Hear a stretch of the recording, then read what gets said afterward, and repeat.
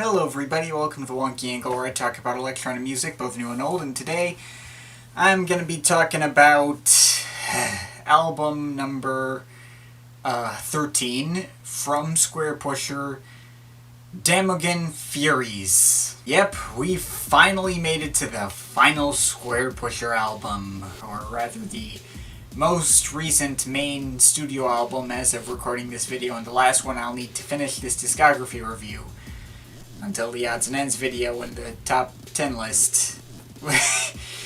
Last Squarepusher. I'm about ready to be done with all of this Squarepusher stuff, so let's get to it and finish up this last video, this last main review. And no, I'm not gonna spend this whole video upside down, so let's fix that, please.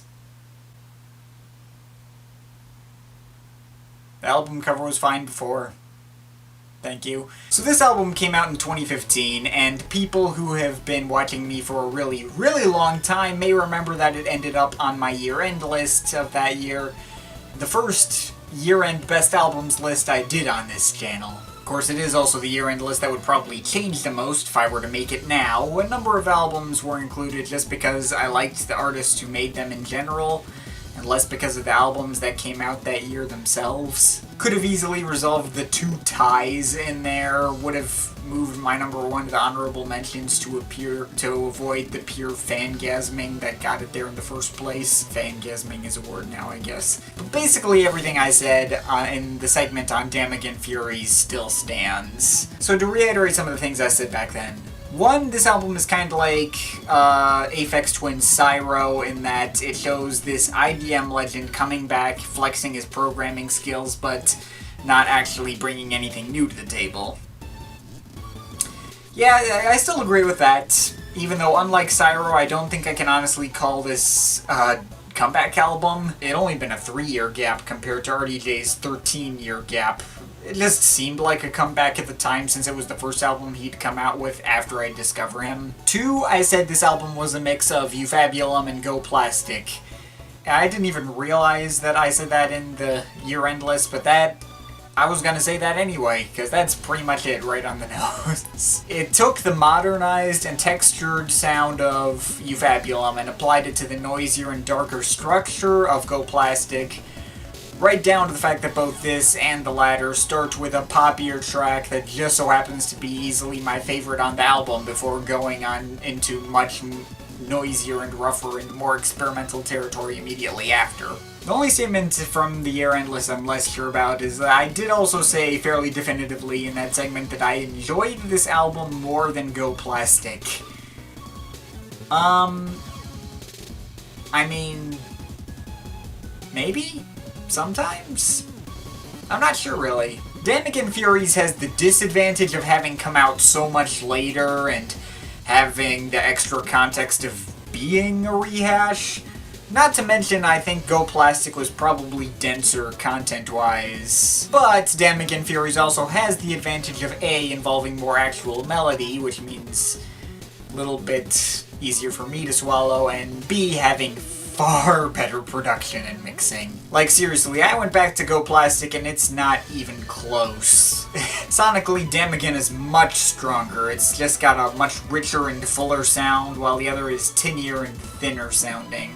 Well, to be fair, a lot of Squarepusher albums kind of are, but... And Go Plastic is also kind of a far more influential album, kind of a classic and all that. And I'm not sure which is higher personal enjoyment-wise either. They get about the same amount of attention from me. That is to say, 90% of the time I come for the first track and nothing else, and the rest I'll come for if I'm in a very specific mood. I'm sure the fact that I hold these two albums at about equal level is going to be one of, if not the most controversial statement I've made in this whole discography review, because I really don't think Damogen Furies was held in very high regard among fans, being kind of a rehash of old sounds and all, and pretty much universally agreed upon this is not the best he can do. But I don't know, I'm warmer on this one than most people seem to be. So, individual tracks. Obviously, the big story here is our opener, Stor, Eiglass, which, like My Red Hot Car, is not just my favorite on the album, but also one of my favorite Squarepusher tracks ever. Among a dense wall of loud and glitchy percussion, there are these super bright and flashy melodies, much like those from the bulk of Eufabulum, but somehow even more addicting than anything from there. Now, some people have come out against this track saying it's a ripoff of The Cure's Just Like Heaven. Now, I will not deny that first melodic riff is extremely similar. Same chord progression, same key. I think the descending scale he plays goes down like 3 extra notes, but like has 6-7 notes in common. Would not be surprised if that was intentional, but he didn't give credit to The Cure, so I don't know.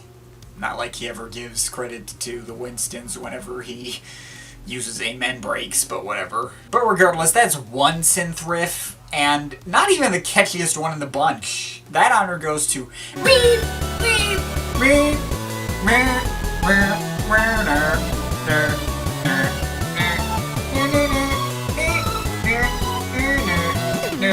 That line is usually the one that I'm humming when this song is stuck in my head. And I love that weird synth tone he uses for the lead melody there. It gives this track a sense of pure insanity that I can't help but love. Like, the music video for this track was like this weird rainbow LSD trip VR video, and I'm like, that works pretty well for the kind of track this is. I don't know. Stor Eiglass for me was more than worth the price of admission, and made up for a lot of the weaknesses I felt the rest of the album had. But let's talk about the rest of the album, because there's 7 other tracks here, and honestly, I don't think any of them have nothing for me to enjoy. There's a couple that maybe come close to tracks like Greenway's Trajectory and My Fucking Sound, which are unmatched in pure extremity, but don't have all that much else for me. No, every track on Damogen Furies has at least some melody or atmosphere involved, even if not necessarily the most memorable, or even focused on in any given track.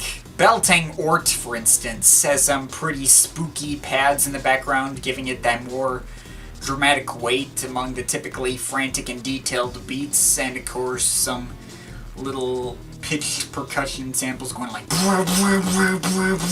and Baltang Arg has some kind of old school video game final boss melody in it in the beginning, while going off to progress in some really cool side tracks ranging from percussive to funky to creepy to everything in between. And it all comes together rather well. Both Baltangs are among my favorites this album has to offer, though Arg is probably the second best track on the album. Exjag Nives has some nice chord pads, and the other frantic melodic elements there are pretty cool. Also, I hear he straight sampled Aphex Twin here for the breakbeats. There are tracks which have less melody, like Quang Bass, but that one makes up for it with some particularly huge and rough percussion elements that are just incredibly satisfying and make this track live up to the title, kind of. And of course some TB-303 acid synths all over that one, which never hurt. And you got something like Rakefire 2, which most of the melody is played on this kind of old school dramatic hit sound, just kind of copy-pasted, pitched up and down, YTPMV'd.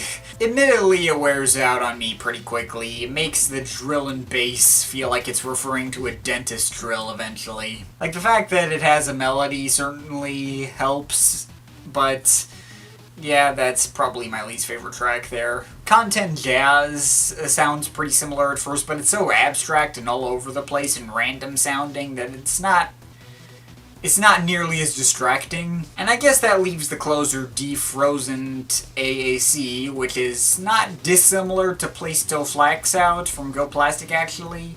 At least in the context of the album, where it kind of returns to a more atmospheric and melodic, but still pretty dark place to slow things down after the album is done. Even if it does still have, some frantic, acid-heavy sections in there as well. It's one of the highlights here, though, especially when I'm paying closer attention to it. Well, to be fair, that kind of goes without saying. The whole album is better when you're paying close attention to it, since it is that kind of album that specifically calls for that. Oh, and I almost forgot the Japanese bonus track, Strax Numbir, which is just a minute of abstract glitchiness with no melody. And I guess at least it works from a pacing perspective and isn't a complete waste of time like the last Japanese bonus track. I don't know, I guess there's not a ton else to say for individual tracks. I mean, it's all impressive and detailed, but is that really a surprise for Jenkinson?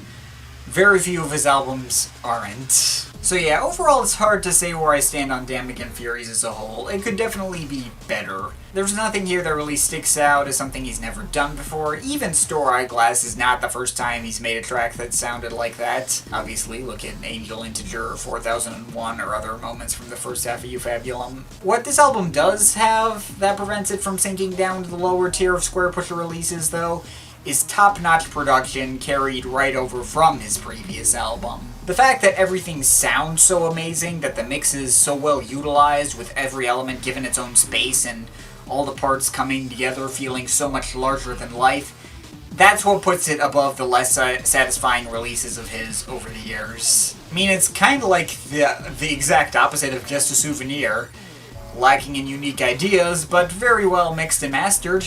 I don't know. Am I going to come back to this album a lot now that I finished the video? Probably about as much as I'm going to come back to Go Plastic. So, sometimes. But yeah, I perfectly understand the people who think this is one of his worst albums. I certainly don't consider it among his best either. But I still find it to be a pretty solid and enjoyable release. The stuff that works about it really does work. I guess in the end it's not one to really go out of your way for, but if you're interested, you're not sure whether or not you want to even bother with it, I'd say, no, it's worth checking out. It's not skippable. I hope Jenkinson can do better with his next mainline release, but, yeah, I do still like this album. And I still love Stor Eiglass. So yeah, on this album, I'm overall feeling a 7.5 out of 10. But of course, this is just my opinion. You can feel free to disagree with it, but I'd like to hear your thoughts, so leave the comments in the comment thing down there. But yeah, that's pretty much it. That's all for today. See you next time.